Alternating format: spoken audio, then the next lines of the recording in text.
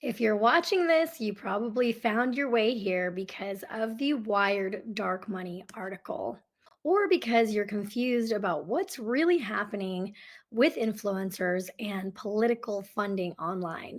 You might have seen creators being blasted on social media or heard wild accusations about secret money, NDAs, or hidden agendas. Maybe you're wondering, what's the truth? And are these exposés telling the whole story, or is there more behind the headlines? I am not a political influencer or activist. I am bipartisan when it comes to talking about truth in the media.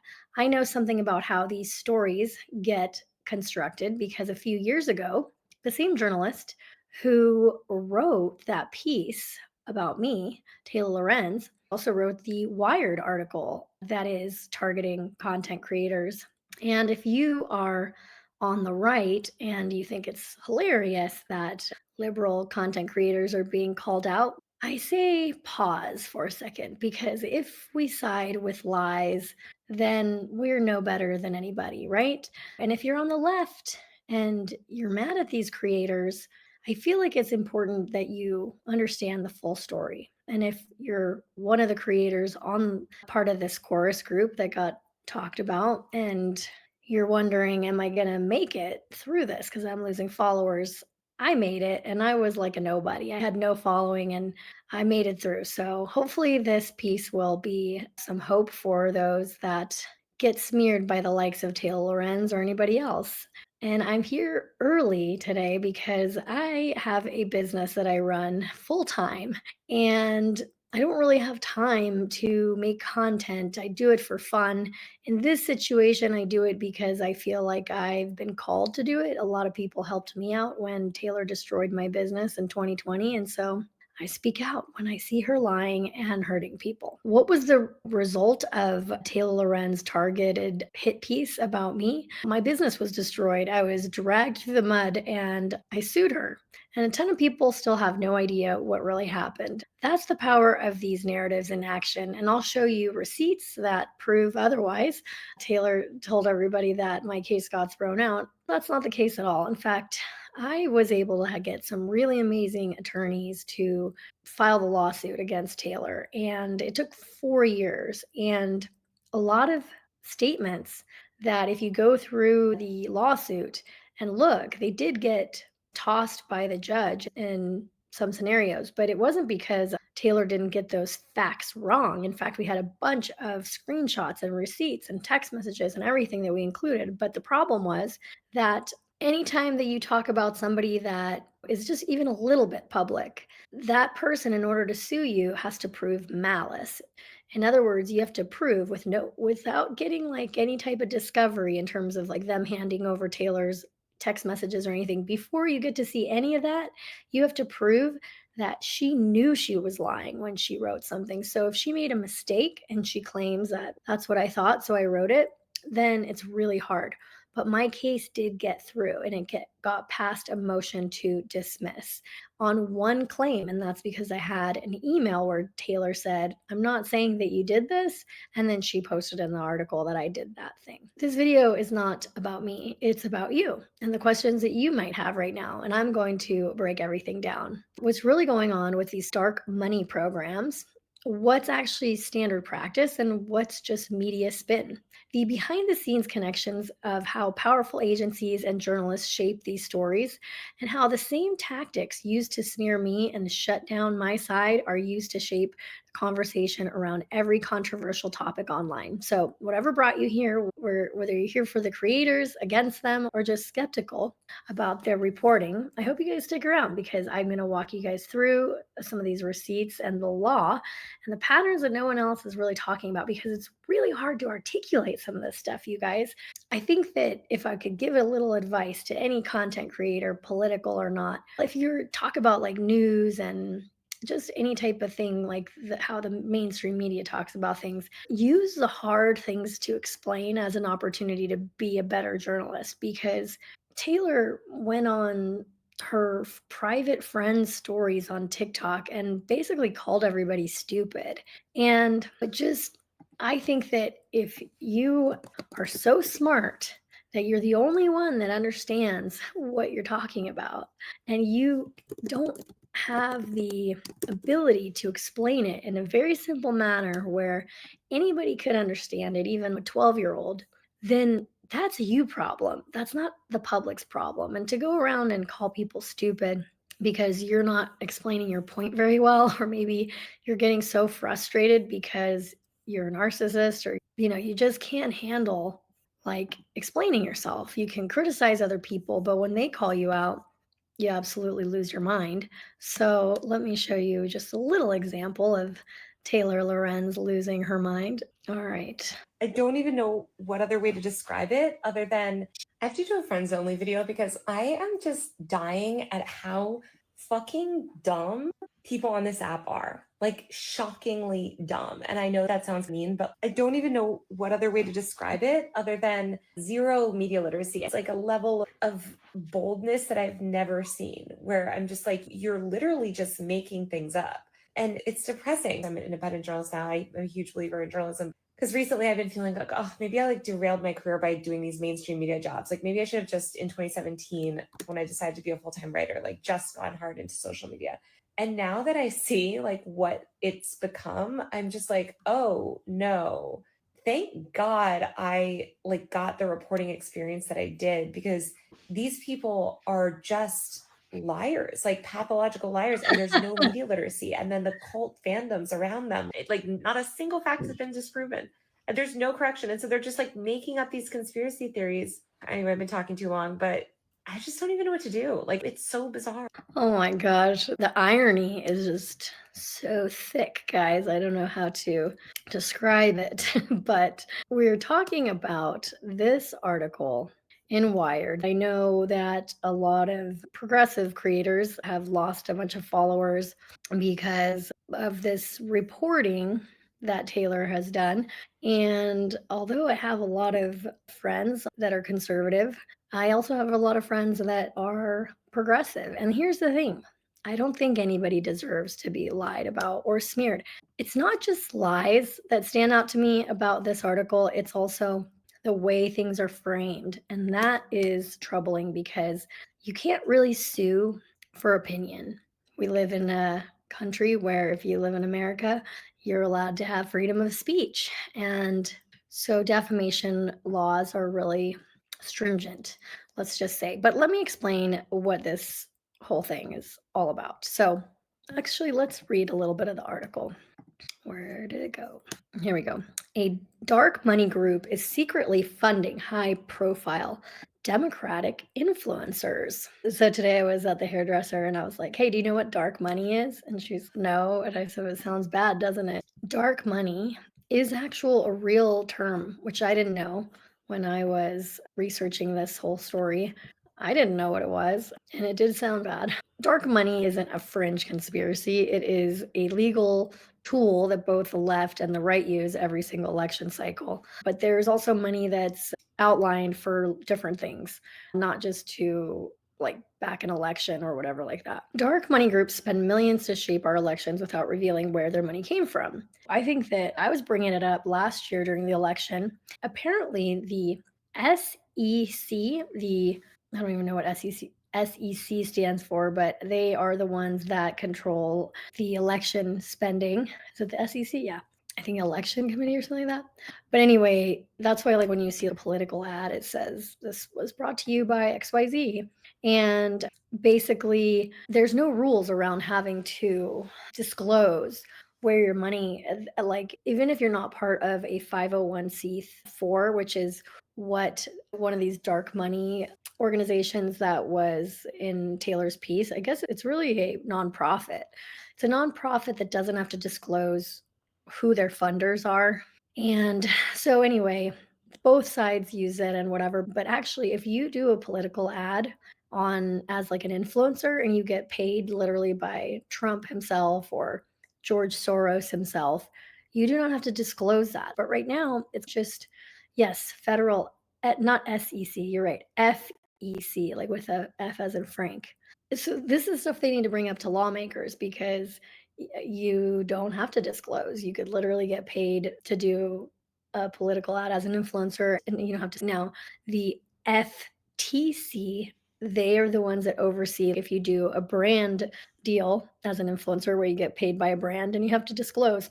And even if you don't get paid, if you got something for free, that's also considered a brand deal and you have to disclose it.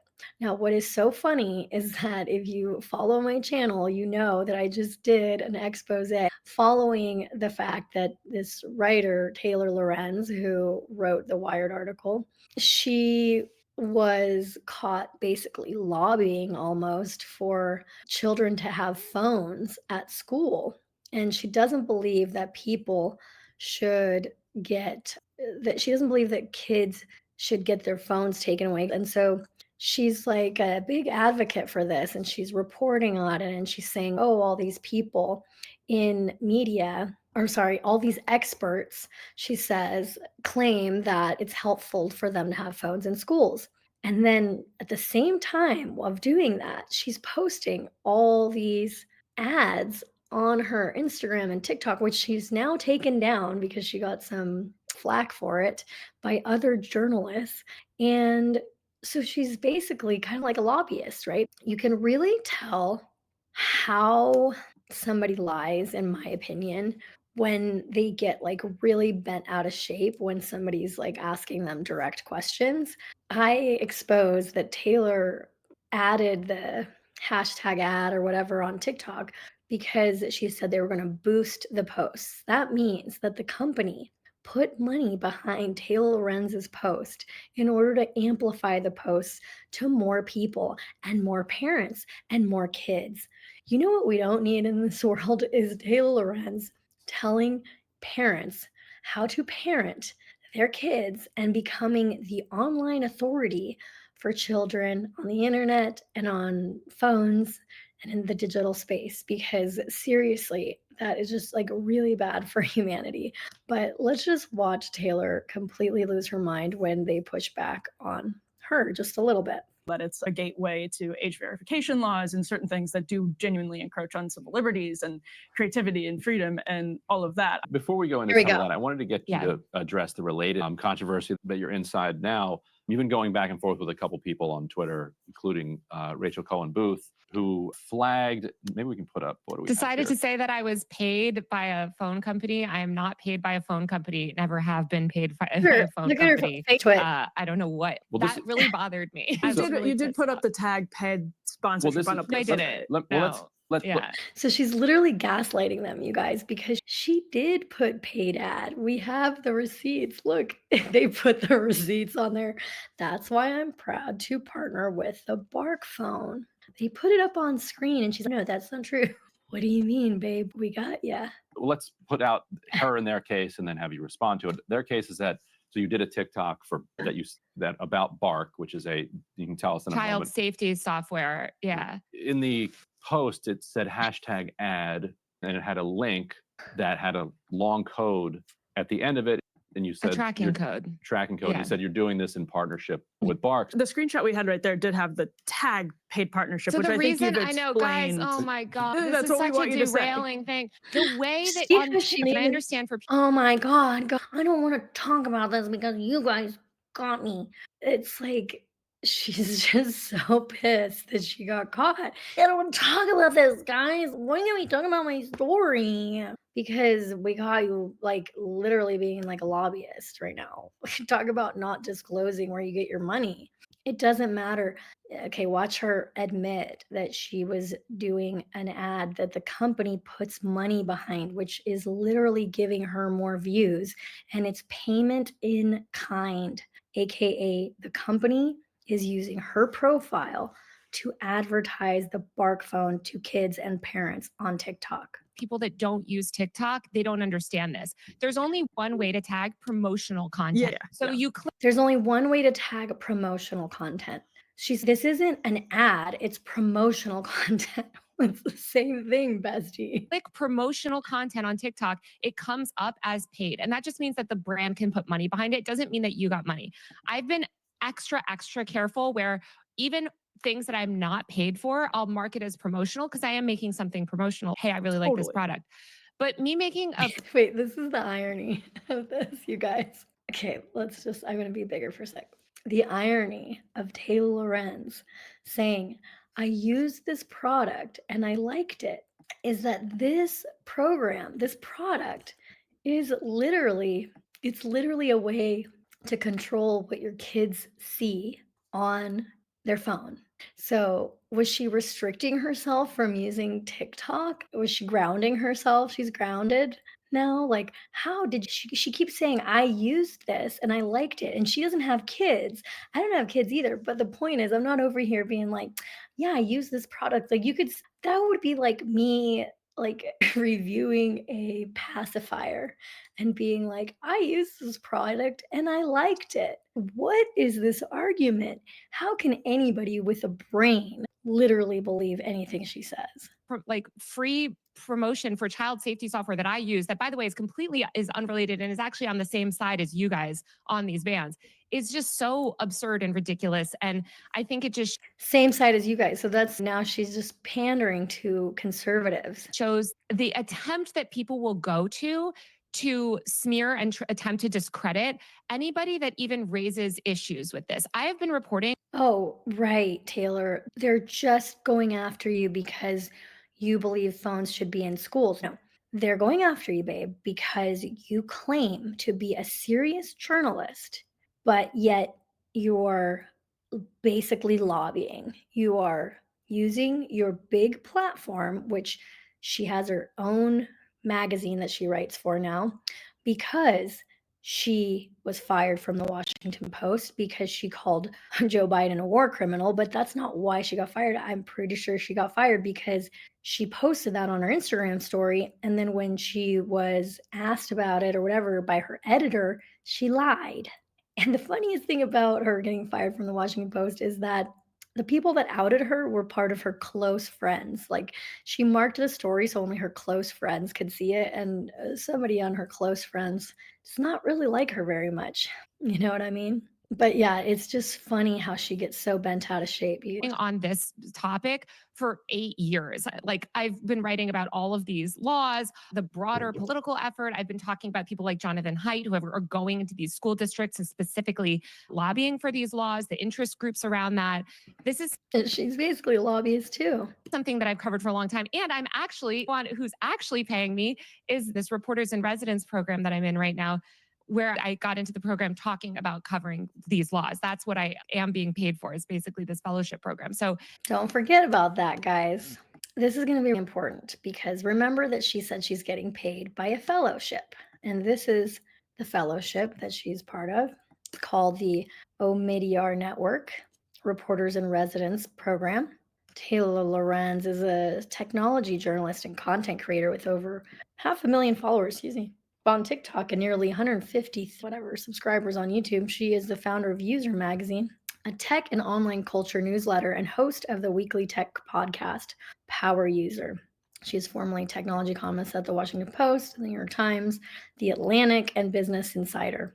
She's written for New York Magazine, Rolling Stone, and The Hollywood Reporter. So here's why it's really important to know where she's worked, because that's a lot of places where she has allies, right? In fact, when she came against me, it was really hard for me to get anybody to cover my story because so many people in journalism or whatever that reported on tech were like her friends. So she was like a gatekeeper to anybody that could possibly tell the other side of the story. So she has a lot of allies. So Taylor gets fired and then she has to go on her own and she's acted like she was excited about it. But here's the funny part. In 2020, was it 2020? 2021, when Taylor was still really popular, she got offered a deal with Substack. So she smeared me in 2020. 2021, she still had some power. She still was like a lead tech person. And so Jason Calacanis had her on his show. Now, don't forget, the Wired article is about basically how progressive content creators are part of this cohort thing, which basically teaches them how to make thumbnails, how to do YouTube better, how to be the left-wing Joe Rogan is like what the incubator, in my opinion, is set up to do.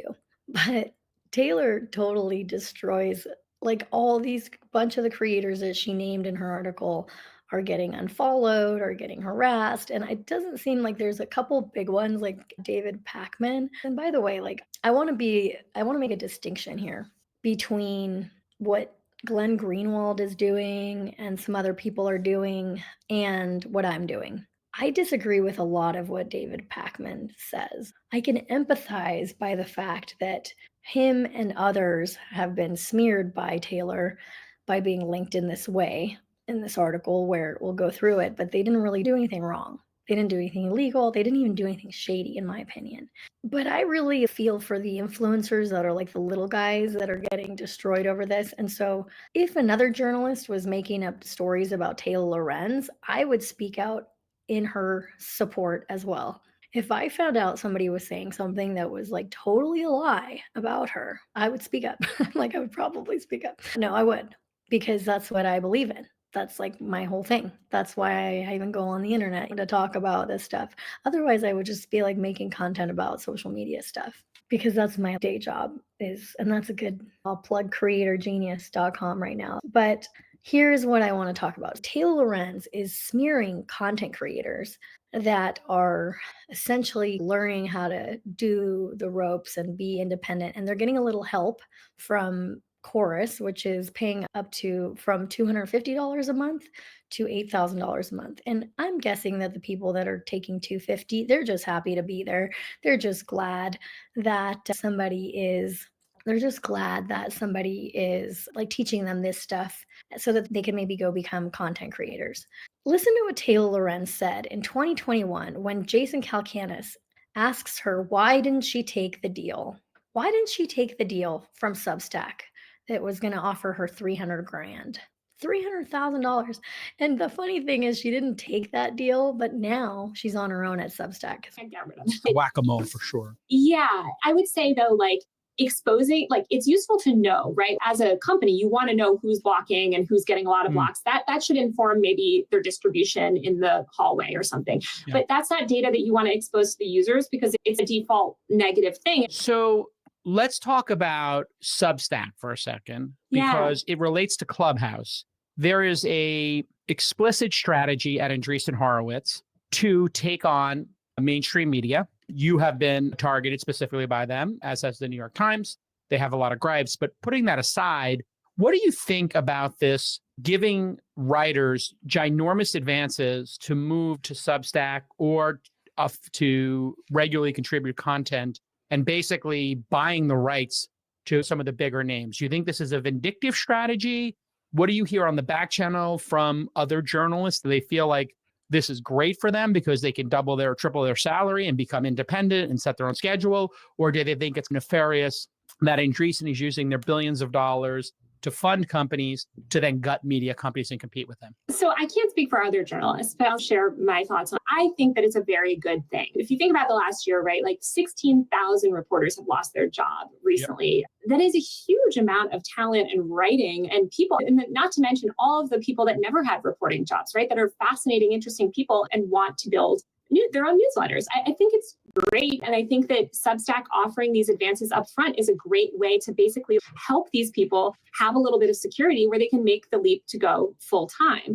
I think if media companies are losing people to Substack, that's on the media companies. Like media companies are losing those people to Substack because they're not providing a good financial reward for staying there, right? If you can make 10 times more money on Substack, why wouldn't you do that? That's a positive thing. That should encourage media companies to value top writers more, pay them more, give them more of a split. If they do an in-house newsletter, cut them in on the deal. We saw this with podcasts where a lot of journalists were starting their own podcasts. And so media companies. The New York Times did. You had Wesley and Jenna on Still Processing, which I love that podcast because for me, that's just. Leaving is for financial independence. And because of all of this stuff that you get with that, it's the freedom. It's not about the format as much. And I think that's a good, I think what Substack has done in terms of giving people a platform is it's competition, right? So you're a capitalist, I believe, or you're a socialist. Where do you stand on the spectrum? I can't talk about politics. Not allowed to talk about politics?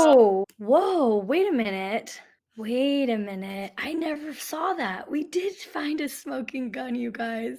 Because Taylor, didn't she just say in that other thing, I've been talking about politics for 7 years. Wait. I guess not. That's not like a complete smoking gun, but that's funny. So when she was at the New York Times, she actually wasn't allowed to talk about politics. It's an interesting little cut. I think I'm going to clip that because she thinks she's like the authority on politics today. And this was only like a couple years ago. Interesting. I think that the thing that's funny with these media organizations is I think that they keep taking this lesson of, oh, people are leaving. So you're a capitalist, I believe, here we or go. you're a socialist. Where do you stand on the Oh, spectrum? You talk about politics? No. That's a weird thing as a talk about, like you mentioned freedom. You're not allowed to talk on this podcast about your politics when fairly obvious to me from your Twitter what your politics are.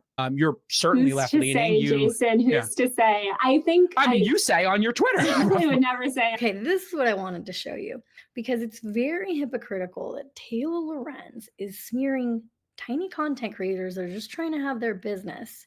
And this is why she says she didn't go to Substack. My take on it. Speaking of money, you're well paid. Probably And not as well paid as people think. I always tell people, like, journalists, your no position one gets into pays- media for the money, Your unless you're like a position- cable news your host. But position yeah. pays 100 to 150 a year, which is very well paid. But there was a report Substack offered you 300,000. Putting aside whether you want to confirm that or not, did you consider it? Because you were talking before about, hey, there's a free market and it's a lot of freedom.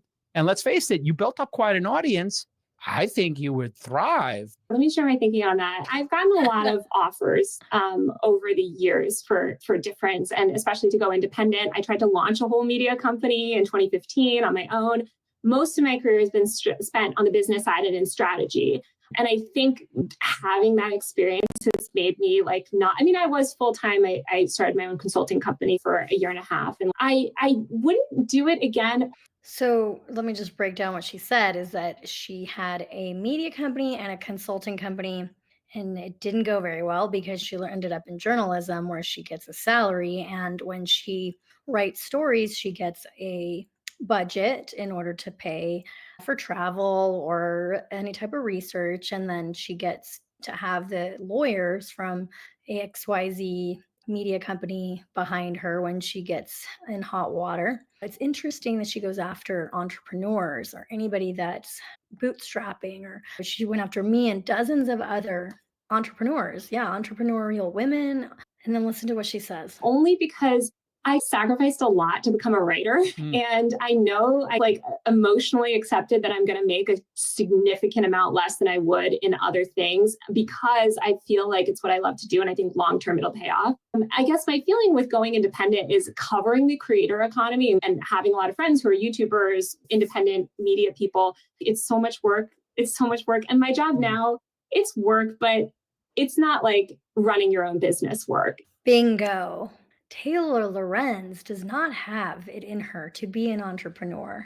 She doesn't have it in her to get hit by people like Taylor Lorenz in the media and have to be in the trenches and eat dirt and get back up every single time. Not like staring at the ceiling at 3 a.m. work, wondering if you're going to make payroll.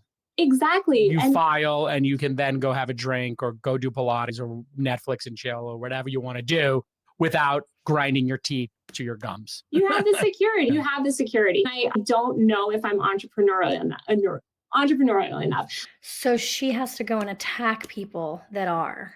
And that is so gross to me. But I respect everyone that does it. Yeah. I just want to tear them down and make sure they can't make money. You're definitely learning on the job, that's for sure. You To know, be charitable. Yeah, but value You've that stepped in experience. it a couple of times. Yeah. I value that experience. Like, I don't know that I would get the same stuff as So under what circumstance is it just a matter of they didn't make you a big enough offer, or is it just a matter of you would have to get fired from every other place? that the Andreessen Horowitz connection is just too toxic for you? No, it's more, look, when you think about this, the offers, right? It's only for a year. So they're giving you upfront money for a year, even if that's hundreds of thousands of dollars. I'm a reporter, so I'm a news reporter. I travel a lot. There's a lot of reporting costs, especially legal. Everyone wants to sue everyone on what I cover. So I feel like this aged like milk, because a lot of people want to sue Taylor. how we're going to go through the article. I don't know if they'll be successful, For but me, ultimately, I have to pay an outside editor covering all of my own travel expenses, reporting expenses, like taxes, it's just a lot that ends up not being like totally worth it, especially because it's only for a year. Then you're on your own. And I've been on my own. I've had to chase people. and I haven't done very well with it. So I want to go after other people that do. That's just so sick. People down for Yeah, but I mean, invoices. what is Matthew? What's his last name? His terms came out, and man. But I know the thing is, like, people on Twitter, I think my writing is much more like reporting than it is like opinion. Like somebody like Charlie Warzel, of course it makes sense for him to do that. No, her shit is opinion. Give me a break. For me, I love breaking news. Like I love getting scoops. I love that part of it. And so I think if I was going to leave, like if I was like, look, I'm just going to sell out, I'm just going to do whatever makes me the most money, I would go back to working in advertising. Did you enjoy that advertising? I did. I like the creativity of it. Working on brand stuff is never as interesting as reporting. I love journalism, and this beat is a beat. An initiative aimed at boosting Democrats online offers influencers up to $8,000 a month to push the party line. By the way, that is an opinion, just FYI. It makes it sound like they have specific talking points that they have to do. It's just an opinion. It's not a fact. So anybody who's saying that they're going to sue Taylor over that line, she's allowed to say that in that way. So it sounds negative. All they have to do is keep it a secret because they had an NDA. Like anybody would have, if somebody was paying you $8,000 a month for something, you would have to have a contract. And almost in every single contract in the world, there's a non-disclosure clause. And the reason why, but she uses these like specific words. That's what she did in the article about me for fun, even though it gives me PTSD. She had a very specific reason for writing this article this way, trying to make it big online. Getting signed isn't everything. Because United Talent Agency, which I didn't know at the time, but they were my direct competitors, but they were like behemoths. It was like David and Goliath. Those guys were huge. And I had signed influencers to contracts. And so that made it very hard for them to steal my clients because I had them under contract. So I could sue them for tortious interference if they stole the clients. So if they can't take the clients by stealing them, then just bankrupt my company and then they could have them. Back to this article. Okay, so here's how she sets it up. She is part of a group, or she gets leaked messages from a group chat. And this is my understanding. Basically, a bunch of these influencers, they were asked to be part of this program. And when they started talking about maybe joining, they all got part of this group chat and were like talking about the deal together. Now, this is really dangerous because influencers are, how do we say it, inherently want to be front and center, right? So if you are a content creator and you hear that one person got offered more money than you, somebody's contract was different than yours, it just breeds this air of jealousy. Somebody's going to be mad that they didn't get the deal and other people got a better deal and all this kind of stuff. So she starts the article by saying, in a private group chat in June, dozens of Democratic political influencers discussed whether to take advantage of an enticing opportunity. They were being offered $8,000 per month. Later, she says that some were not, but anyway, she's saying that here that they were all offered $8,000. They were being offered $8,000 per month to take part in a secretive program. Now she can say secretive because they signed an NDA, but okay. Aimed at bolstering Democratic messaging on the internet. But the contract sent to them from Chorus, the nonprofit arm of a liberal influencer marketing platform, came with some strings. What do you mean? There's always going to be strings attached if you're accepting $8,000. What does she expect, that they're just going to give away money and the people don't have to do anything? That's just a weird way of framing it. It could just say they had to sign a contract because they're going to get paid and there were things that they had to do, but she frames it as it came with some strings. Okay, fine. Another piece of opinion. So good luck suing for that. The nonprofit arm of a liberal influencer marketing platform came with some strings. Among other issues, it mandated extensive secrecy about disclosing their payments. Again, I think she's pointing to standard NDA language, but like my contracts with my influencers, they weren't allowed to go around and talk about what our deal was because that was work product. That was stuff that we came up with.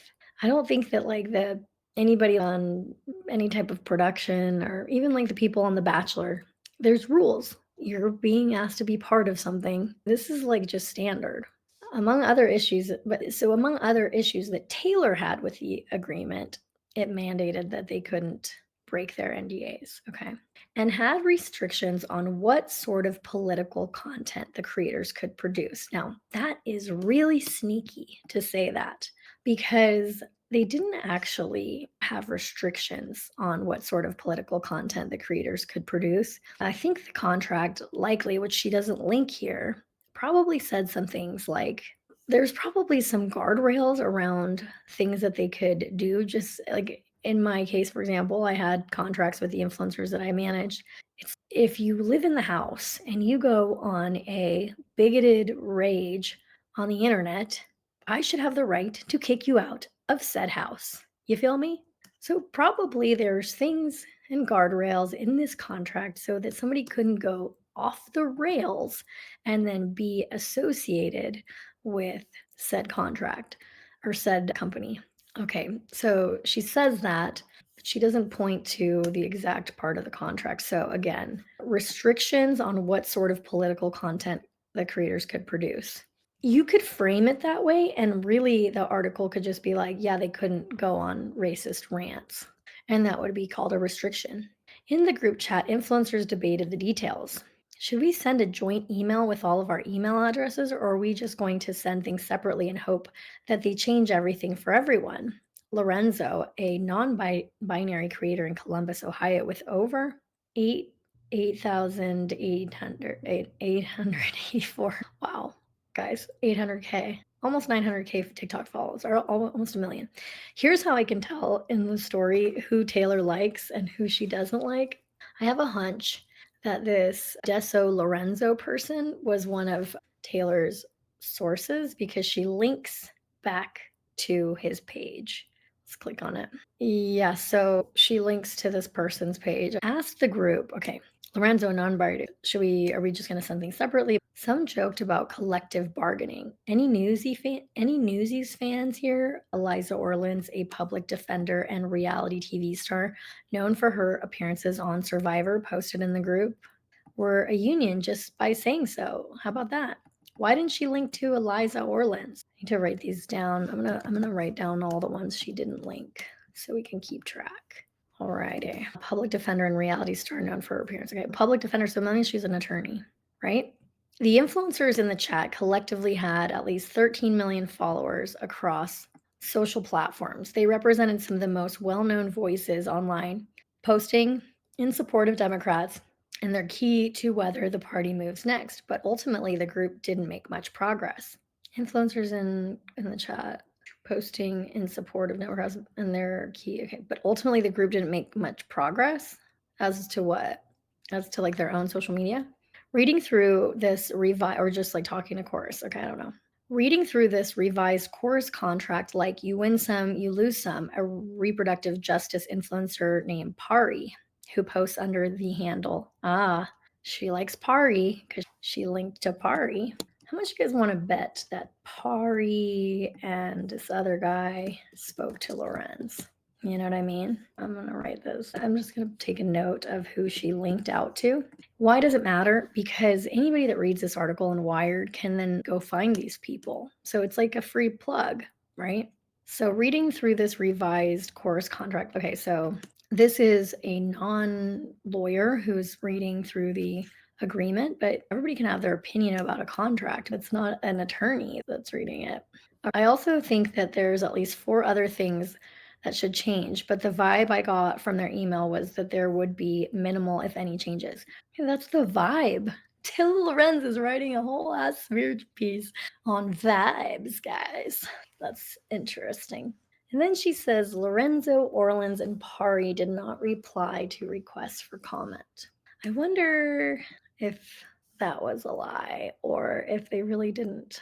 Because what if they spoke to her on background and then She's, do you want me to include you? And then they were like, no, just say that you reached out. I don't know if that's like legal, if Wired could do that, but why didn't she link the other creator? You know what I mean? Like, why did she? I don't know. It's just questions I have. I've good questions. All right. I don't feel strongly about pushing, to be honest, said Aaron Parnas, who she did not link. She did not link him. I'll write that down. The Gen Z news influencer has been called the Gen Z Walter Cronkite. She did link to Rolling Stone, who she's associated with, of course, and has been lauded in legacy media outlets. And she linked to The Cut. Let's see if Taylor Lorenz works with The Cut. Let's just see. I can't find it, but interesting. She linked to The Cut and to Rolling Stone, which I know she writes for Rolling Stone. Alrighty, posted. So I don't feel strongly about pushing, to be honest. Yeah, because there's no really I mean, I don't have the contract yet, but they aren't going to modify it anymore. Seems like a take it or leave it. Parnas declined to comment. So they're all basically, they're not even saying, hey guys, we're told they won't even redline the contract. They're just like literally, I don't know how old they are, but if they're in their like young 20s, it's like they don't freaking know. They're like looking at a contract that looks scary to them. It's why don't we get an attorney to weigh in? Maybe their attorneys looked at it and was like, hey, it's fine. And we also don't know anything else that was in that group chat. I believe we are in stage 5 acceptance, Pari responded. Creators began signing on to the deal. For years, Democrats have struggled to work with, so far, no smoking gun. For years, Democrats have struggled to work with influencers. In 2024, President Joe Biden's White House snubbed several prominent content creators after they lightly criticized the administration over policies on climate change. Taylor got fired for the thing about Biden for lying. COVID, Gaza, and the TikTok ban. What? Who got in trouble for talking about the TikTok ban? Nobody, Taylor. Come on, give me a freaking break. The TikTok ban, no, nobody got. I would like to see who got in trouble for that. Content creators who challenged Kamala Harris, including Hassan Piker. What is her love for Hassan Piker? I really would love to know. Including Hassan Piker, a well-known influencer on the left, were similarly unwelcome at campaign events. After the Democrats lost in November, they faced a reckoning. It was clear that the party had failed to successfully navigate the new media landscape, while Republicans spent decades. Now let's look at these links. Okay, Hassan Piker, she links to another Wired story. In 2024, President Joe's House, she links to a Washington Post story that, let me guess, she wrote. Yep, Wired story about Hassan, and then Wired story about the new media landscape. Wired story about Republicans. They try to keep it within their own realm. It makes sense because we're on Wired. After the Democrats lost in November, they faced a reckoning, maximizing controversy to drive attention and maintaining tight relationships with creators despite their small disagreements with Trump. And Democrats have largely relied on outdated strategies and traditional media to get their messages out. Now, Democrats hope that the secret Chorus Creator Incubator program, funded by a powerful liberal dark money group called the 1630 Fund, might tip the scales. The program kicked off last month, and creators involved were told by Chorus that over 90 influencers were set to take part. Creators told Wired that the contract stipulated that they'd be kicked out and essentially cut off financially if they even so much as acknowledged that they were a part of the program. So later in this article, she says that they have the contract. They have it. So why not just say in the contract, it says that creators will be kicked out and cut off financially? No, she doesn't do that. Instead, she says creators told Wired, creators told Taylor that they'd be kicked out and essentially cut off financially. That is how you keep it opinion. No, you can't sue over that. I know, it's frustrating. It's frustrating if you're here because you want them to be sued. It's kind of hard. Hamas, Epstein, Taylor, Piker. I see Chibi's a fan. All right. Some creators also raised concerns about a slew of restrictive clauses in the contract. Here's the thing, guys. Anytime you have a contract that you're going to sign, hopefully, if you have any wherewithal with business or you have an attorney, you're going to negotiate that contract. So anybody that's ever negotiated a contract, you could say there was some restrictive clauses that raising concerns about. You get what I'm saying? You could frame it like that. she didn't say like the lawyers at Chorus said absolutely no. She says like some people were in a group chat and they're like, what do you think? You think they would let us change it? It's like she's like asking about their like business acumen. You think we can negotiate this or not? Sometimes when you don't feel like you're in a position of negotiating, like you got to take the deal if you want it, but that's not like somebody being oppressive over you. That's just, hey, here's our deal. Do you want it or do you not want it? Because we're all adults. We're not 6-year-olds using bark phones. All right. Influencers included in communication about the program, and in some cases, an onboarding session for those receiving payments for the 1630 fund include Olivia Juliana, the centrist Gen Z influencer who spoke at the 2024 National Convention, Lauren Piretro. Gonna assume she doesn't like her either. A former Playboy executive turned political influencer who hosts a podcast for Occupy Democrats, Barrett Adair, content creator who runs on an American Doll themed pro DNC meme account. God dang, she's going after American Doll meme accounts. Like, for fuck's sake, leave them alone. Let them make their money. Thank you. You're the best. Thanks for hanging out, you guys. Taylor Hassan used the program on her phone. Somebody on my TikTok was like, congrats to the person that's physically restraining Taylor from commenting on your posts about her, because I've been making some fun TikToks about her. And by the way that she got nobody to talk to me is because I went on Tucker Carlson to tell my story about my lawsuit. So she just told everybody I was a crazy right-wing influencer.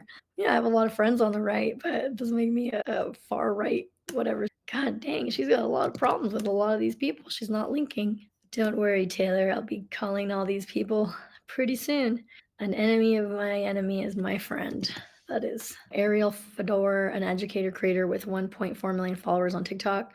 Sander Jennings, a former TLC reality star and older brother to Jazz Jennings, a former TLC star and older brother. Oh, yeah. David Pacman. Now, this guy's got like a lot of followers. I wonder why he was even doing the program. Like, you only get paid $8,000. I reached out to somebody that knows him, though, and I was like, hey, I'll talk to him. A lot of these people probably don't talk to me because I went on Tucker and they think I'm a crazy right-winger. So basically, nobody wanted to comment. Because, by the way, these people have an NDA. So if they comment, they're breaching their contract that they got paid for.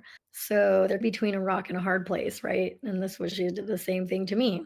She came to me like 24 hours before the story broke, and then she's like, send us all your contracts. But I had contracts with like big brands, and my lawyer was like, you can't disclose what's in those contracts with the brands, or you could get sued by the brands. And I'm like, I don't want a lawsuit with Target or XYZ brand. So according to copies of the contract, okay, so now she says that they had the contract. According to the copies of the contract reviewed by Wired that creators signed, the influencers are not allowed to disclose their relationship with Chorus or the 1630 fund, or functionally that they're being paid at all. I will give Taylor this. I think that she was the only one that broke that Chorus was actually sponsored by the 1630 fund. That's the only piece of this that's true. The one thing that I think Taylor did break in this story was that the 1630 fund was backing Chorus, a nonprofit that does not have to disclose who its funders are, that leans liberal, was basically backing this, or is backing this. Or so she's saying the influencers are not allowed to disclose their relationship with Chorus or the 1630 fund, or functionally that they're being paid at all. Okay, but she doesn't show us the contract. It could just be a standard NDA, right? How does it help them if it's not illegal to not say that they're paid? So I guess what would the point be? I don't know. I guess I do understand people wanting to know ethically, but that's a different question, because Taylor Lorenz breaks a lot of ethics rules, and she did in my situation, she did in the Bark situation. So it's like rules for thee, but not for me. I'm not allowed to talk about politics when I'm at the New York Times. I can't believe that was a funny clip. Soros could literally pay an influencer to make a post and they don't have to disclose it. That's not really the content creator's fault. That is to be brought up with lawmakers. And I do think that they should ethically and legally have to disclose. But if the FTC requires Kim Kardashian, I think a bunch of people were sued over not sharing things like that. But the politics can do it. That's a little weird. So that's the issue that should have gotten brought up, not attacking these like little content creators. That I also think it's just like political content creators, like you're not going to get many brand deals. It's hard to survive. On the right, you got to have like ranchers. They did good. Or buy gold. On the left, I don't know what they have. They were told that Chorus appreciated their work that they were doing online and asked if they'd be interested in being part of this first cohort that was running to help expand their reach and impact. But following the initial outreach, many creators expressed concern about some stipulations. Oh, here we go. Here comes the infighting. I didn't get offered 8,000. I only got offered 2,000. F that guy. So if they decide not to join, then they're going to smear them. You know what I mean? It's not the first time this happens. But following the initial outreach, many creators expressed concern about some stipulations. Okay, that's fine. It's not a smoking gun. Some people didn't like the contract. Some people don't like cottage cheese. You're allowed to have an opinion there, but it doesn't mean anything is nefarious with the contract. According to copies of the contract viewed by Wired, creators in the program must funnel all bookings with lawmakers and political leaders through Chorus. So that's also an interesting framing because here, okay, I had a content creator house and creator houses, and they weren't political, but there was a stipulation in the production contract that said you must funnel any PR opportunities and things that you're going on with the company, mainly because we want to be the ones that book you. Now, the funny thing is, if you are represented by a talent agency like Taylor Lorenz is, like United Talent Agency, you have to funnel all your deals through UTA. That's like pretty standard. So if this company is acting as like mentors to these people, of course, they're going to want to have some oversight to help the creators. That's what I'm guessing. You could look at it. There could be a nefarious reason why you have to funnel it through Chorus, or there could be a perfectly logical reason like, hey, we want to help them out. We want to make sure that they get media trained. We want to help them any way we can because we're their support system. This is like a grant type of thing is what I'm seeing here. So still not really nefarious. Okay, you got to let us know when you're making content so that we can also promote it. We could be like one of our Chorus people. Like, I just don't see how that's nefarious at all. But when you're reading through it, it's, oh, damn, they had to get approval for everything. They couldn't even breathe without having Chorus approve it. God damn.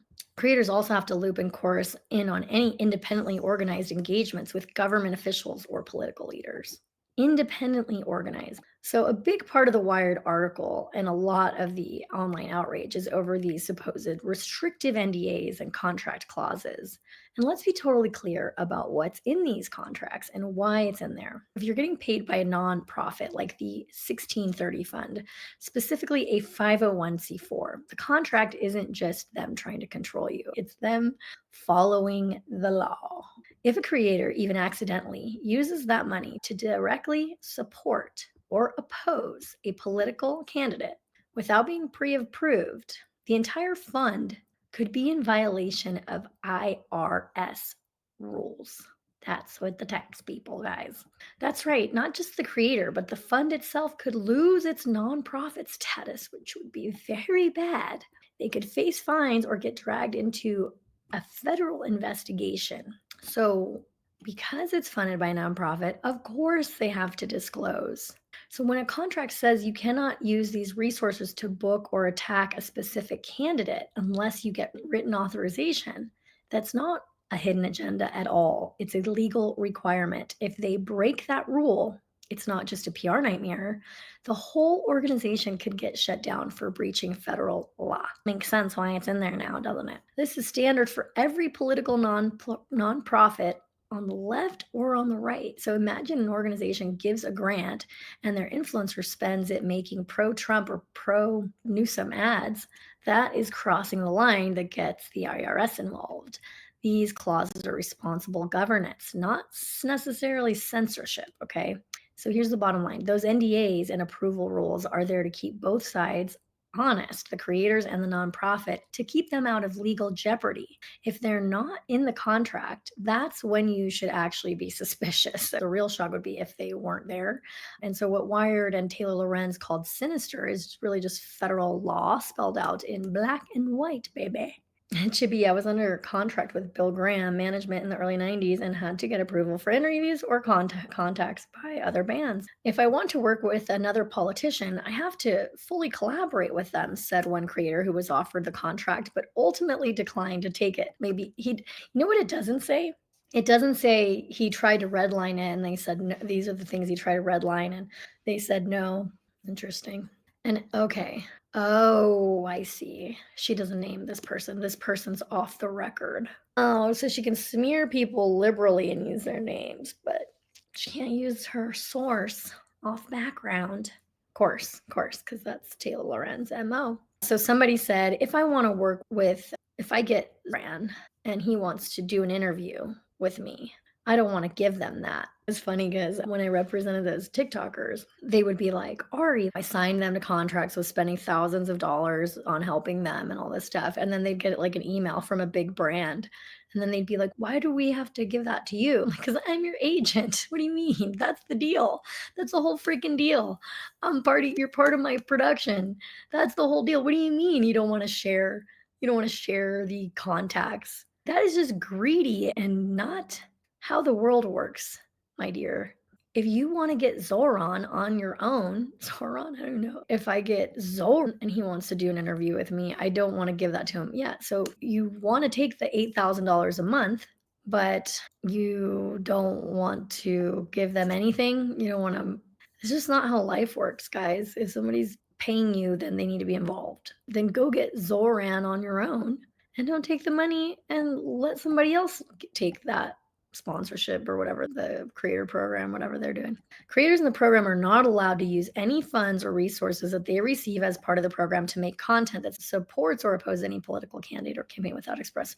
Yeah, we just talked about that because it could be illegal. Now that would be illegal if they didn't have that in there, bestie. Come on. So it's still a nothing burger. The contracts reviewed by Wired prohibit standard partnership disclosures, declaring that creators will not publicize their relationship with Chorus or tell others that they're members of the program without Chorus's prior express consent. A screenshot from a slideshow was shared with Wired following the article's publication by Graham Wilson, a lawyer working with Chorus, that offers several talking points if a member of the cohort wanted to discuss Chorus publicly. They also forbid creators from disclosing the identity of any funder and give Chorus the ability to force creators to remove this seems totally normal to me. They give Chorus the ability to force creators to remove or correct content based solely on the organization's discretion if that content was made at a Chorus organized event. So they're not saying that they get to tell the creator to take something down off of their YouTube page, but it's kind of like this. If you come to my event and we're going to make thumbnails today, and you make a thumbnail and a video at my event, and it's hateful or it's bigoted or something like that, it doesn't stand with the morals of Chorus, then I'm allowed to tell you to take it down. Hell yeah. That's what any type of contract like this would be. Totally normal. Thank you. Oh man. Yeah, who is Zoran Mamandi from New York for mayor? Oh, okay. Yeah, I don't know anything about politics really. So then she says, there are some real advantages to housing this program in a nonprofit. So he could have said, there are some great advantages to Chorus. And by the way, guys, we are housing this program in a nonprofit. We don't know what he actually said. They're shady, especially Taylor Lorenz.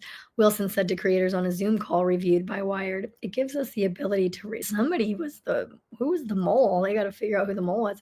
It gives us the ability to raise money from donors. It also, with this structure, it avoids a lot of public disclosure or public disclaimers paid for by blah, blah, blah. Yeah, because no influencer wants to post on every single thing paid for by blah, blah, blah. And you don't have to. That's what she also doesn't like. Taylor's supposedly trying to educate people on this stuff, but she doesn't tell them, did you know that nobody has to disclose when they get money from politicians on the left or on the right? Anyway, that you see on political ads, your names aren't showing up on like reports filed with the FEC. Yeah, which is true. Wilson did not reply for a request for comment before the article was published. The Federal Election Commission declined to comment. So the FEC we don't want anything to do with this. The goal, according to a fundraising deck obtained by Wired, is to build new infrastructure to fund independent progressive voices at scale. The creators who join the incubator are expected to attend regular advocacy trainings and daily messaging check-ins. This is the only part where, I don't know, I don't love that because what are they getting, talking points? If this is how you want to run your political stuff, that's fine, but it's a little culty. I'm just kidding, not culty, but you know what I'm saying. It's a little, but then again, like you can't just join the program, take the money, and you don't have to do anything. Come on now. The creators who join the incubator are expected to attend. Okay, of course they have to do something. Those messaging check-ins are led by Cohen in rapid response days. The creators also have to attend at least 2 Chorus newsroom events per month, which are events Chorus plans, often with lawmakers. Okay.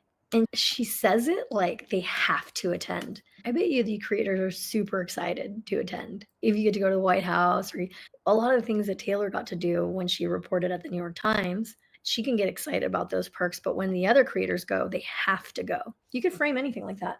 Taylor Lorenz, as part of her job at the New York Times, had to go to special White House events. It's like, how about Taylor Lorenz got to go a lot of cool stuff because she's a reporter at the New York Times and they paid for her to do all that stuff. Same thing, different framing. The creators who join the incubator are expected to attend Elizabeth Dubois, an assistant professor, blah, blah, blah, who has researched the ways influencers are reshaping U.S. political system. She does link to her thing. Says that we are seeing influencers being pulled into these dark campaigns or shadow campaigns where the legal aspect is murky at best. It's actually clear that influencers are being used to, for example, evade spending limits. But Taylor doesn't accuse Chorus of evading spending limits. So why is it in the article? Oh, to make them sound more guilty.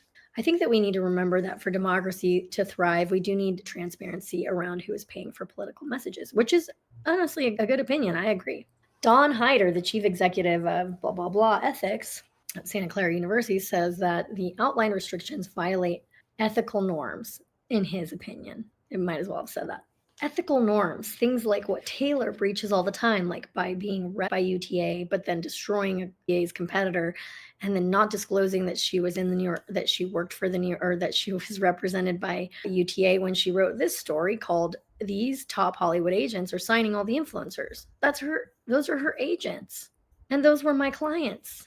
She wants everybody to know that I'm amateur hour, but these people are the shit.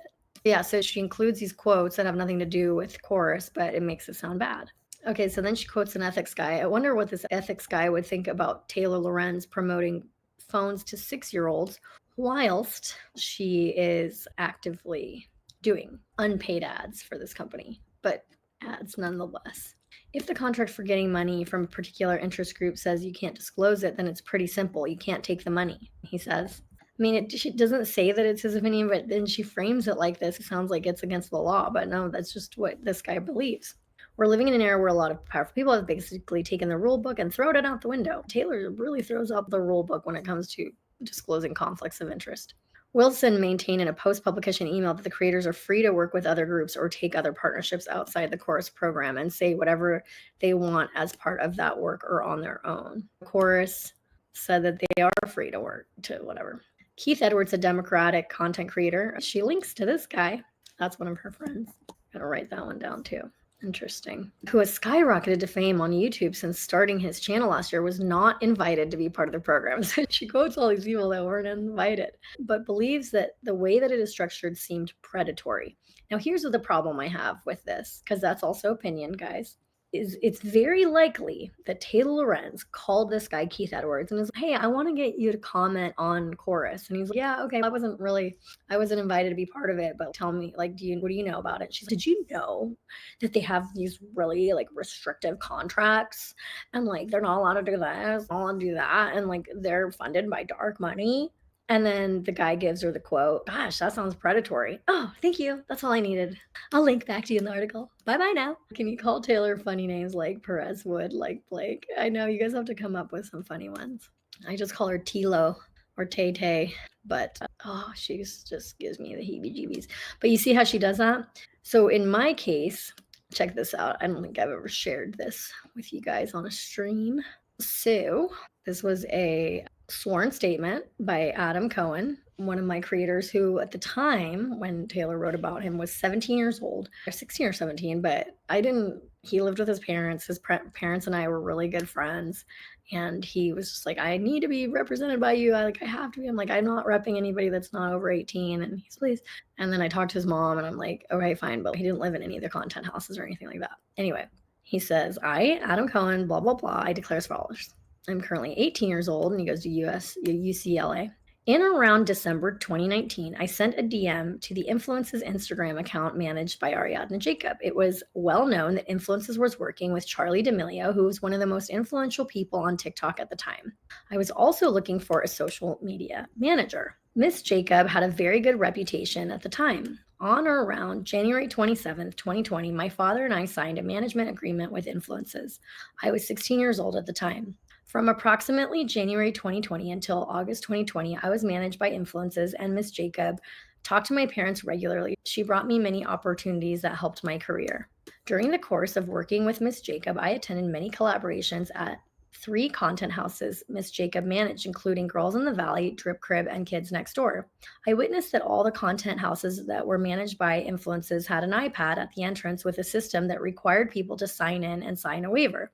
The waiver stated that creators knew that everything filmed on property belonged to Influences, that they could not disparage Miss Jacob or Influences, and that there were cameras throughout every property. In other words, you can't come to my house and make a bunch of content and use my houses that I'm paying for and talk shit about me. Point freaking blank.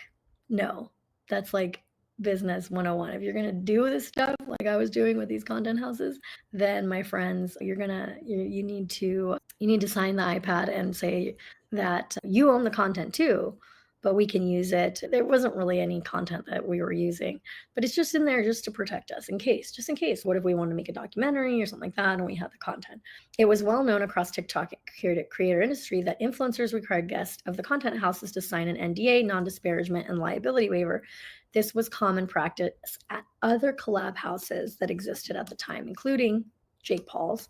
In or around May 2020, while I was working with Miss Jacob on a collab house of my own called Alpha House, I followed Taylor Lorenz on Instagram because Miss Jacob told me that Ms. Lorenz wrote an article about Charli D'Amelio published in the New York Times that made Charli and others very successful. The title of that January 2020 article was Hype House and the Los Angeles TikTok Mansion Gold Rush. I wanted Ms. Lorenz to know who I was and know about my Alpha House project. I started communicating with Ms. Lorenz through Instagram DM. So Taylor starts talking to a 16-year-old through Instagram DM that I managed. Okay, fine. And he knows that she's powerful and can, help his career. In or around May 2020, Ms. Lorenz contacted me about a story on collab houses. Ms. Lorenz asked if I could talk on the phone with her about a story, but it was late at night, so I asked if we could talk in the morning. When we spoke the next morning, Ms. Lorenz asked how old I was and asked me about my collab house project. The conversation was positive, although I felt very intimidated, nervous, and scared of Ms. Lorenz because of the power dynamic. My parents never spoke to Ms. Lorenz, and she did not ask to speak to them at the time. Ms. Lorenz also asked who my manager was, and I told her it was Miss Jacob and Influences. My Instagram profile had my email displayed at adam@influences.com, so brands and journalists could contact my manager to get in touch with me. And it shows he had Adam at Influences. Ms. Lorenz's story in the New York Times titled Delayed Moves, Poolside Videos, and Postmates Spawn included a quote about Alpha House, which I was very proud of at the time. It was a big accomplishment for any content creator to be mentioned in the New York Times. By the way, shout out to freaking Adam Cohen, because let me show you guys. See, it wasn't such a bad influence. This was the one kid that spoke out on my behalf. He's now goes to UCLA, and check this out. He freaking raised $16 million. Or no, I don't know how much he raised, but his startup is worth $16 million. Isn't that so cool? So proud of this kid. And he did the right thing and honestly spoke on my behalf to just show what kind of person Taylor Lorenz is. Immediately after the article was published, I received an increase in emails from brands who wanted to work with me and other creators who wanted to be part of my house. That whenever Taylor Lorenz does a mainstream media article that's positive about an influencer, they get more press and they make more money. So she uses it as a little carrot on a stick. Hey, I'm going to write about you in the New York Times, and that's going to be helpful. I'm going to write about you in Wired. I'm going to link to your YouTube page. It's a little dangle carrot on you. So if you're nice to me, I'll be nice to you. In or around June 2020, many of the girls in the Valley and Drip Crib members began posting photos and videos of themselves at parties. I was aware of the parties and understood that Miss Jacob was stressed because photos and videos showed that the creators were behaving badly and not following the rules. Miss Jacob and I exchanged texts discussing the parties at the Drip Crib and the girls in the Valley were attending. I texted Miss Jacob, "Don't let them be mean to you," in reference to the creators who were breaking the rules and disrespecting Miss Jacob. I believe Miss Lorenz knew about most or all of the content house parties that occurred during the pandemic and which creators were in attendance because there were many outlets covering the subject at the time. So Lorenz knew that they were breaking the rules and that this was not good at all. These were public parties that they were having, like literally in the middle of the pandemic. I'm sorry, but you can't be doing this stuff. All right, sorry guys, I lost my spot. Anyway, they were partying. They were partying, guys, and I did not like it. I was like, great, now I'm gonna get sued. Now they're all gonna get COVID. Oh, geez, it's gonna be terrible. It was nice of Adam to have my back. Very nice. In or around August 2020, Ms. Lorenz called me again. This time, her tone was very different from the first time we spoke. I recall her asking me if I was still working with Miss Jacob, to which I responded yes. She followed by asking if I had heard all the stuff going on with Miss Jacob about her manipulating talent, behaving badly, and other things that sounded very negative about Miss Jacob and influences. So why do I have a suspicion that Lorenz called these other creators and they're like, "Oh, did you join Chorus? No. Did you hear about everything they have to sign?" You know what I mean? It's not, you don't have to guess that far, but that's how she does. She told me that she had spoken to Alex Umazo, Emmy Combs from Girls in the Valley, and other influential creators who had been managed by influences at different points in time. Although I felt pressured to give Miss Lorenz negative information about Miss Jacob, I had never experienced those negative interactions at any point during the 7 months I had been working closely with Miss Jacob. I did not witness Miss Jacob behaving unprofessionally around any creators. My response to Ms. Lorenz was that I knew Miss Jacob for who she was and I didn't experience what she was describing. Ms. Lorenz continued to share more negative information for a few minutes, but I did not go along with what she was saying. This seemed to anger Ms. Lorenz and she seemed pissed. She became very short with me after I did not share negative information about my manager and we ended the conversation. On or around August 12th, 2020, not too long after my conversation with Ms. Lorenz about Miss Jacob, Ms. Lorenz texted me. "So selfish and irresponsible, Adam. I'm very disappointed to see this." In reference to a tweet about Alpha House. The text made me feel upset. Ms. Lorenz knew I was just 16 years old and this was my first business endeavor. It felt like Ms. Lorenz was shaming me because of a business failure during an event I had hired security and an experienced event producer for. Look what she texted him. "This is horrible. So selfish and irresponsible, Adam. I'm very disappointed to see this." She texting all those other creators that were going to parties?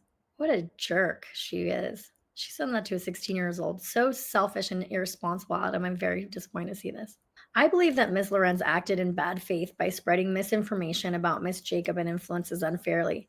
Based on what I witnessed of Miss Jacob and influences from December 2019 to the article in the New York Times, I believe Ms. Lorenz was one of the people who could have originated the negative information that was being spread about Miss Jacob and not the TikTok creators. Before Ms. Lorenz published the August 2020 article, I had never seen or heard any negative press about Miss Jacob or influences online or on social media.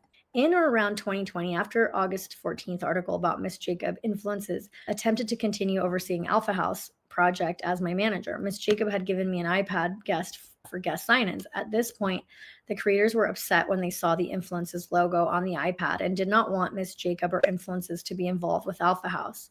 At this time, it was very unpopular to say anything positive about Miss Jacob or influences, and those who didn't speak negatively about Jacob were bullied by other creators.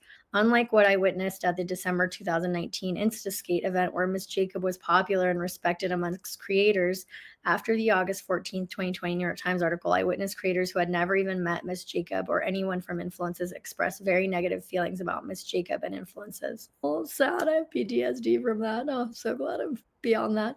Following Ms. Lorenz's negative article about Miss Jacob, I did not feel like I could speak up about what happened due to Ms. Lorenz's influence and power. I also feared being retaliated against and bullied by other content creators who spoke to Ms. Lorenz.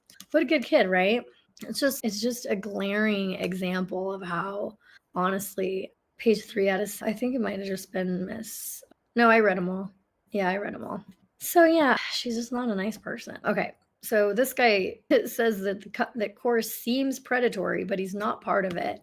And he doesn't say why it seems predatory, because Taylor Lorenz told him that. He said he would never agree to take part in a program that was run in secret or wouldn't allow him to disclose funding. Okay, but he wasn't even invited into it. Apparently, course says that it's not run in secret.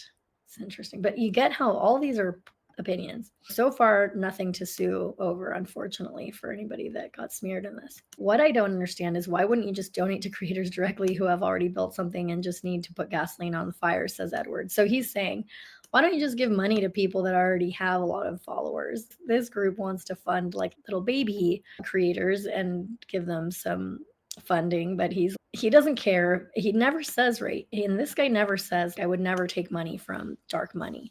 I would never take money from 1630. He doesn't say that.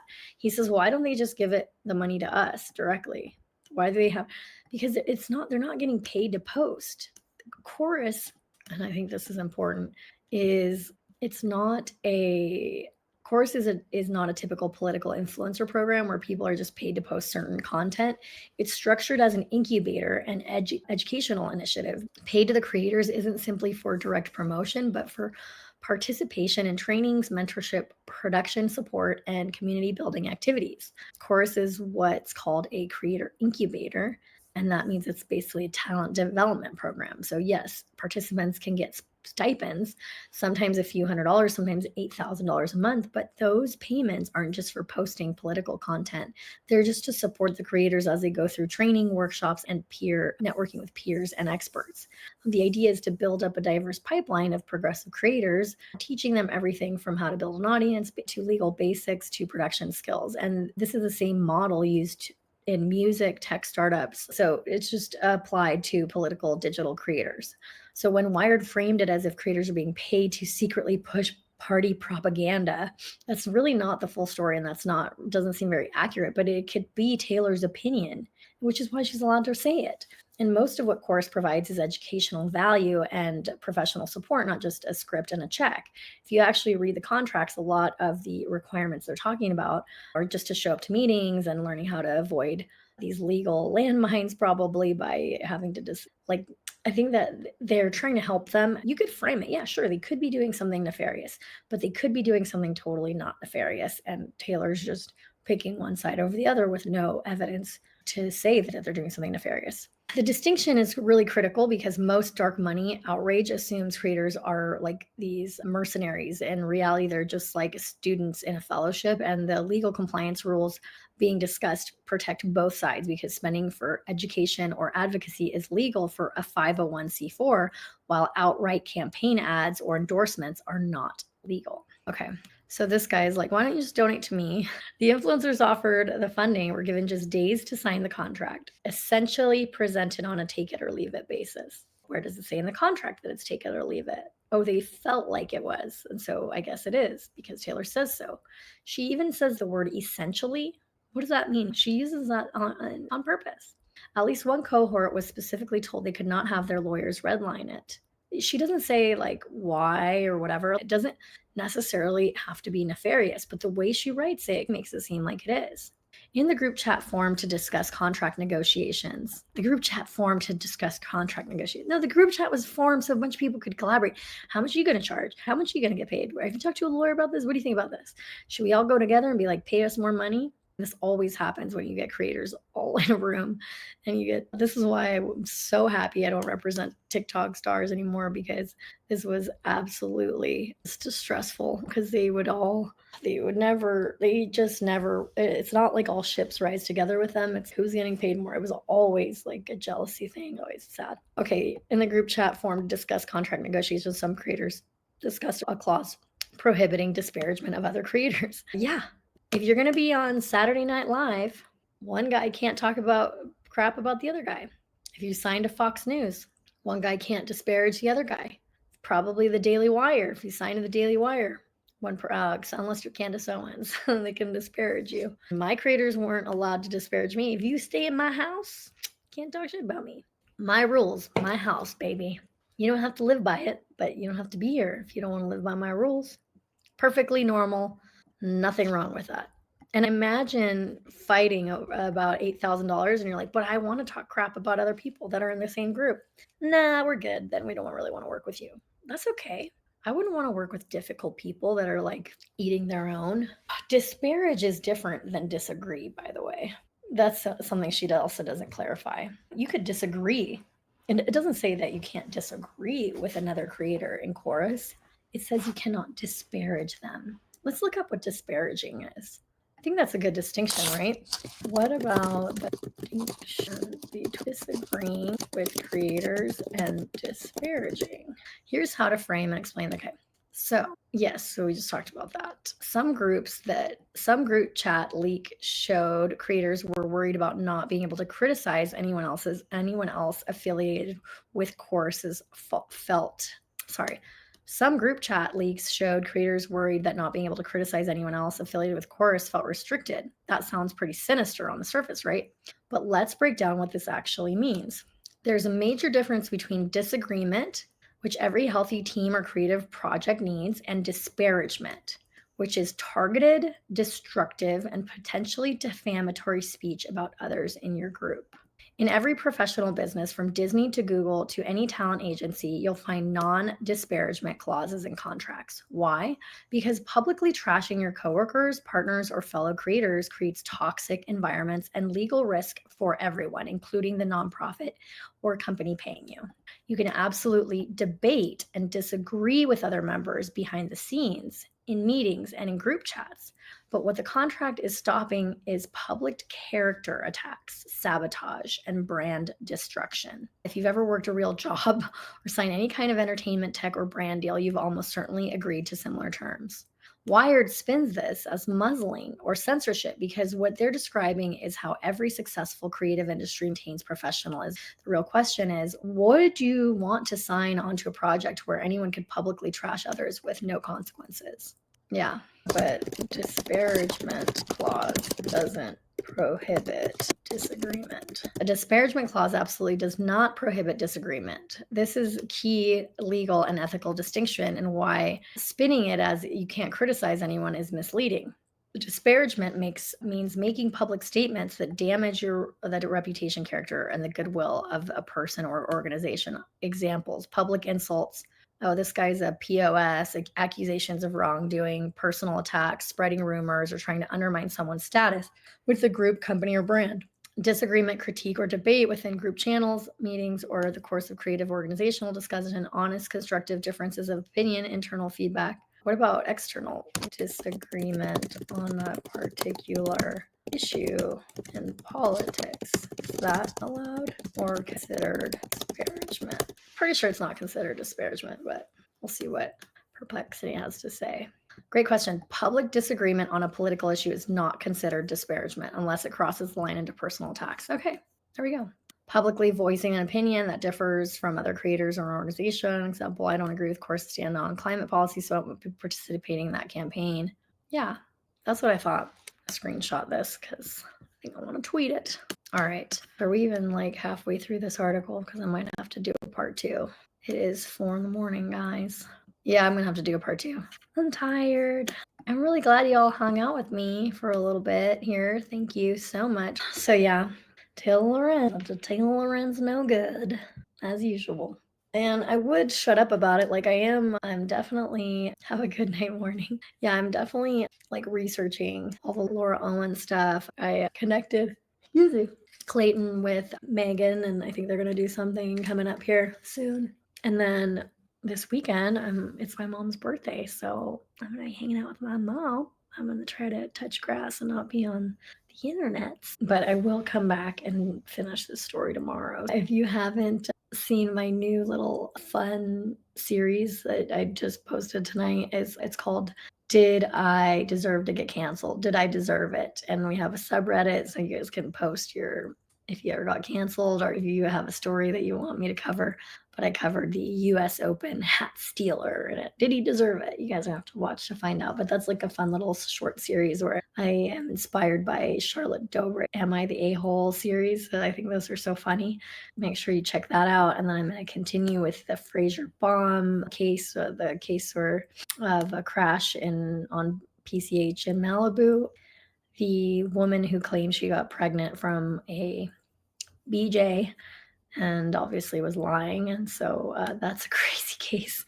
And my friend Clayton happens to be the one that she lied about. And she lied about 2 other guys and told them she was pregnant too. So it's a crazy story. And I haven't even been able to dive in. But if you guys know anybody that has a business, if your dentist has bad social media, plastic surgeons, med spas, restaurants, e-commerce. I do social media short form videos, which is the only way to grow on social media these days. We give you a month's worth of content and our pages for our clients are growing really fast. So it's pretty awesome. And anyway, I'll leave you guys. Let's roll the outro. Thank you for hanging out with me and I'll see you on the next one. Watch your step, she's here to play. And though she be but little, she is fierce. This is the Little Miss Jacob show. Bullies beware, she'll take you down in a thread, you know.